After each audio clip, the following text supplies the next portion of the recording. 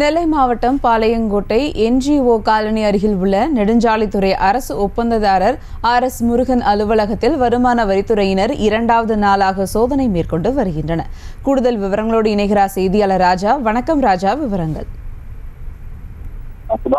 அரசு ஒப்பந்தக்காரரான RS முருகன் வீடு மற்றும் அலுவலகத்தில் இரண்டாவது நாளாக வருமான வரித்துறை சோதனை நடத்தி வருகிறது. நேற்றைய தினத்தில் வருமான வரித்துறை உதவி ஆணையாளர் ராஜேந்திரன் தலைமையிலான 7 பேர் 3 வாகனங்களில் அவரது வீட்டிற்கு சோதனைக்கு வந்தனர். வீட்டில் யாரும் இல்லாத நிலையில் பெருமாள்புரம் பகுதியில் உள்ள அவரது அலுவலகத்தில் சோதனையில் ஈடுபட்டனர். சுமார் நேற்றைய தினத்தில் 10 மணி நேரத்துக்கு மேலாக சோதனை நடைபெற்றது. அதனைத் தொடர்ந்து இன்று காலை 9 மணி அளவுக்கு திருநெல்வேலி வருமான வரித்துறை உதவியாளர் ராஜேந்திரன் தலைமையில் 5 பேர் கொண்ட குழுவினர் சோதனையில் ஈடுபட்டு வருகின்றனர்.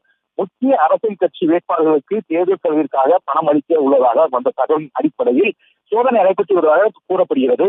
பாராளுமன்ற தேர்தல் நெருங்கும் நிலையில் வாக்காளர்களுக்கு பணம் கொடுக்க முக்கிய அரசியல் கட்சிகள் இவரிடம் பணம் பெற்றுக் கொடுக்க உள்ளதாக வந்த தகவலின் அடிப்படையில் தான் சோதனை நடைபெற்று வருவதாக தெரிகிறது.